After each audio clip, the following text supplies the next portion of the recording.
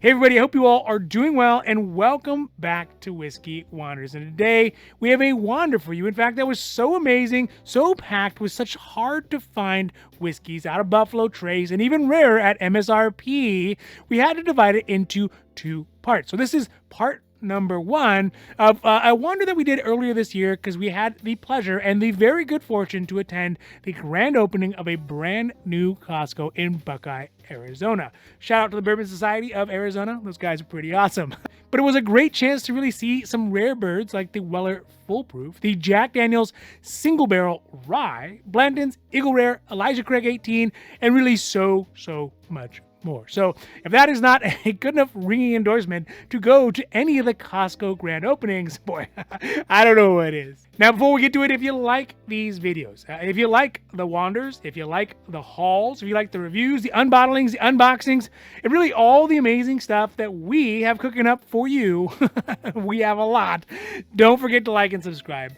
Because it really does help the channel to grow. And again, we're so thankful for that. But also because you get updates when our newest videos come out on Sundays and when our shorts sort of kind of come out, randomly. All right, now, let's get down to the video. All right, so for today, as we are getting warmed up here, let's do a real quick whiskey check. And I think I'm going to enjoy something a little scotchy. Let's see. I think I'm going to be enjoying some of this Macallan, the Harmony Collection, the Intense Arabica, which, believe it or not, actually gets better and better as it sits around for a little while. I know when we did the neck pour on it, it was not as impressive. But as I've tried it afterwards, it seems to be getting a little better. Just get a little juice here. And to whiskey, because honestly, let's face it, you can never really drink too much of it. You can only just drink it too fast. Cheers. Better and better every time. All right, so first up for today, and probably going to be one of my favorites from this haul, primarily because, well, it's really hard to find in the wild. Number two, it is that when it is put on the shelves, pretty much anywhere, it gets snatched up so quick, it'll make your head spin. And usually, most places, well, they don't usually get a lot of it. But here at Costco, of course, being Costco, they got cases, which is these Weller Foolproof, and it is in fact a barrel select by the good folks at Costco, which you can see there. It's got the little logo on it for the Costco Arizona folks. So I think that's pretty cool, and it's nice to see, especially at MSRP. Now, the Weller Foolproof is of course out of Buffalo Trace line. It is a wheated bourbon, so that puts it in the same kind of arm of the Buffalo Trace family tree as the Pappies and the Paterfamilias that William LaRue Weller, and speculatively, it has a mash bill of 70% corn, 16% wheat, and 14% malted barley. Additionally, it is really one of the newest additions to the Weller family, and it really provides for a kind of like beefed up ABV in comparison to a lot of the other more traditional Wellers, like the Weller 12, or maybe the Weller Special Reserve. And the way I like to think of this one is that this is one, because it is a newcomer, is kind of the Weller that is made on today's updated software, right? It is made for the modern American bourbon palate, which usually just means it's got a maxed out ABV to it. And this one definitely fills the niche for that. Now, aside from being astonished to have seen it on the shelves at all at the Costco Buckeye grand opening, I was double surprised by the fact that the price was at MSRP. I mean, you just don't see that very often. And we can see it here at the Costco at $37.99, which is basically just laughable, right? You look how much is being sold everywhere else, and it's just preposterous. But yeah, so $37.99. So we picked this one up, obviously. It was an instant buy, and it was one of the last pieces that is still left in our Weller, the standard line of our Weller collection, that is missing aside from the CYPB, which maybe one more. But yeah, that one's going to be a tough one to get. Additionally, as I forgot to mention here, is that the Weller Foolproof is ABV'd at 57% ABV or 114 proof. So, like I said, it's got a nice heft to it, and it'll make a really great addition to our collection. And we actually already have one Weller, normal Weller Foolproof, which is another barrel select. So it'll be very interesting to see how the two different barrel selects stack up against each other. And see if those differences really make a big difference, right? So that is the Weller Foolproof.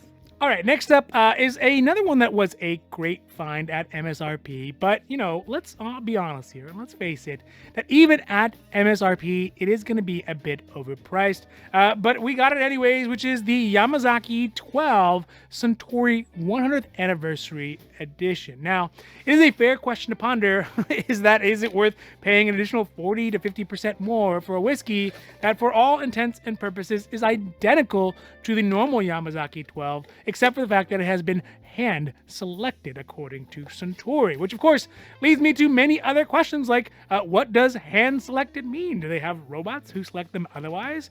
If there are specific barrels set aside for the 100th anniversary of the Yamazaki 12, why aren't they a master select or maybe even a limited edition of some sort? Did they actually handpick the barrels? And the ultimate question is, does it even make a difference, right? And those are some of those questions that will have to be saved for when we actually do the side-by-side comparison with the standard Yamazaki. But one thing is true about the Yamazaki 12 100th Anniversary Edition is that it is more expensive. And primarily because it has that little badge on there that indicates that it is a 100th anniversary. So, it's got that, and that's not nothing, right? That being said, the Yamazaki 12 100th Anniversary Edition is obviously a product of Japan. It is considered a real, true Japanese whiskey from one of the oldest and largest whiskey houses in Japan. And it is kind of one half of the fraternal twins of whiskeys that the distillers make. So there's one from Yamazaki and there's one from Hakushu, both 12 years old and both 100-year anniversary, and both considerably more expensive. It is aged 12 years old. It is matured in ex-bourbon, ex-sherry, and Mizunara cask, which gives it a very unique and delightful Japanese flavor. And the ABV on the Yamazaki 12 is going to be at the standard Yamazaki level at 43%. Because again, it is exactly the same juice aside from being hand-picked. And so there's not really any discernible difference when we look at it on paper. But again, that'll be left up until we do the taste test. So we got this one for $279, which is arguably good in comparison to what the cost would be at other whiskey venues, like a Total Wine or Bevmo. But of course, whether it is worth the extra money over the Yamazaki 12, I will leave that out there to the whiskey commentariats. But still, glad to have it because, I think that the 100th anniversary is a nice marker, and I really highly doubt that I'll make it to the 200th anniversary, although I bet you that whiskey's going to be great. I bet you, in fact, we'll be drinking whiskey in space. All right, next up is another whiskey that on this side of the California-Arizona border, you don't really see that often. Maybe Northern California, and it's starting to pop up a little bit more here in Southern California. But it's one of my absolute favorite daily bourbon sippers. Something that, that my hand gravitates to whenever I go searching for a good quality bourbon, and I don't want to deplete our super rare stuff, which is going to be this E.H. Taylor small batch, what they had on hand. Now, E.H. Taylor is another one of those Buffalo Trace whiskeys out of the Buffalo Trace stable. It is named after one Colonel Edmund Haynes Taylor, who was not a real colonel, but does actually have some relationship to President Zachary Taylor, perhaps. I think that was the story.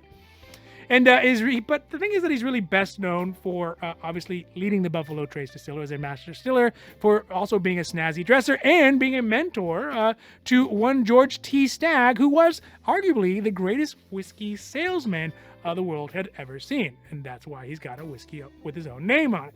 The bourbon itself comes in these very unique yellow silos that are really basically recognizable from space. It is produced out of the United States, out of Kentucky, out of Buffalo Trace, and it is from the mash bill #1 from Buffalo Trace. So that puts it in the same category as things like GTS, Eagle Rare, as well as formerly known Stagg Jr., or I think they're just calling it Stagg now. Now, one of the best things about this E.H. Taylor, this one specifically, is despite its entry-level status as kind of the easiest E.H. Taylor to get, it is still quite amazing. And also, there's a lot of room to grow within the line if you do end up liking this one. And if you can find it. And also, if you can find it at a reasonable price. Because there is, there's the rye, there's a single barrel, as well as a full proof. So they have a whole bunch of other ones that if you try this one out and you like it, you can kind of move up the line. The ABV on the E.H. Taylor is at 50% ABV, which hopefully you can see right there. So it's 100 proof as it is bottled in bond. It doesn't have an age statement on it, but we do know that since it is bourbon, that it should be at least 4 years old. And the price that we got this one was $31.99, which is a smoking good price. I mean, really, almost as good as what you would get as far as a value goes for something like an Eagle Rare. So we were really happy to pick up a couple of these ones, even though, we already had a couple more. It goes down quite quickly in our household. And although this is not the last one we picked up, I am sure glad it was the next one that we picked up because we were starting to run a little low, which, again, that is a real tragedy. So that is the E.H. Taylor, a small batch as well that we got.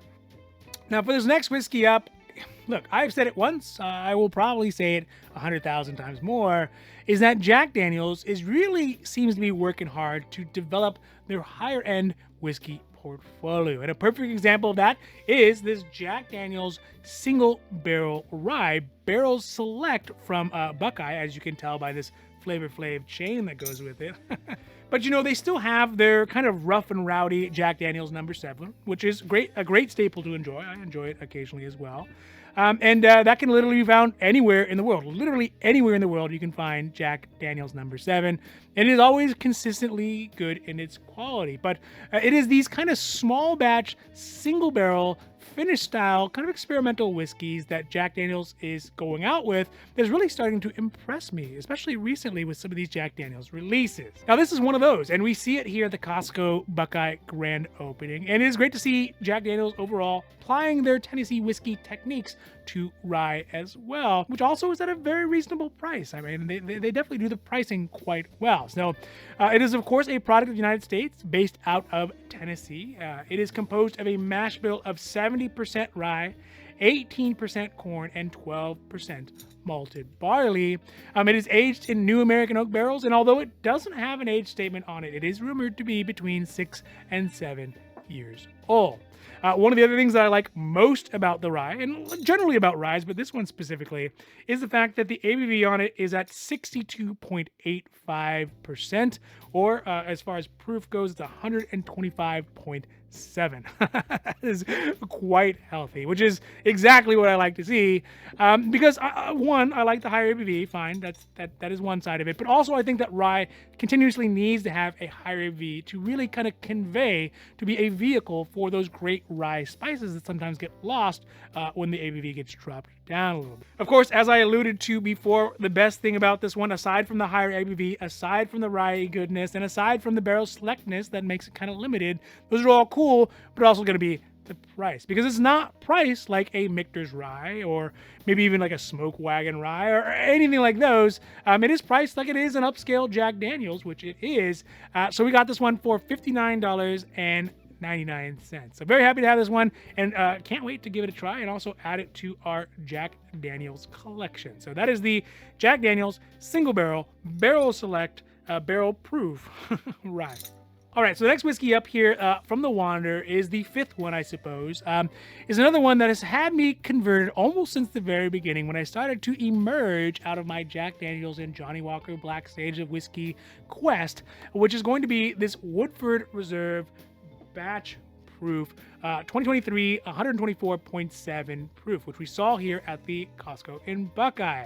Now, Woodford Reserve, the standard one, is great, right? It's a great daily sip. Find it anywhere at a bar or an airport lounge or a restaurant. Again, like Jack Daniel's, pretty much anywhere across the world. But these batch proofs are a yearly release, and I wouldn't call them allocated necessarily, but they are limited, and they only come out once every year. And essentially they are, as it sounds, batched together to make a Woodford Reserve that is a considerably higher ABV. So I would even think of it as a cask strength. And it is this higher ABV that draws you in and really kind of heightens that cherry bomminess that you get out of the standard Woodford Reserve that's kind of whispered in there, but in this version, it starts shouting. And also with the higher ABV, it makes it a great opener or closer for any night. For all intents and purposes, I believe the mash bill on it is going to be identical as the standard Woodford Reserve at 72% corn, 18% rye, and 10% malted barley.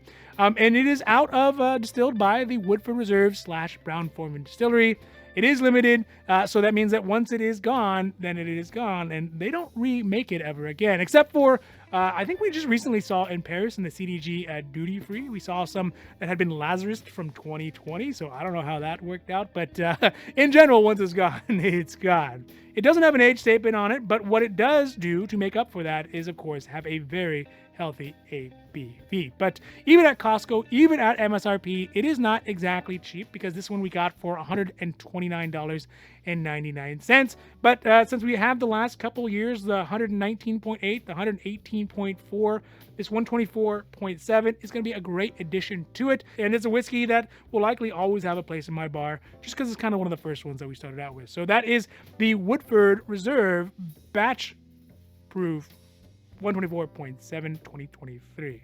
Now, these last two bourbons for today that we're going to see in this wander, part one, are going to be out of the Buffalo Trace line. And they are both kind of at that entry level into the Buffalo Trace line, but both of them are also amazing and oftentimes get sold very, very quick. The first of which is going to be this Eagle Rare.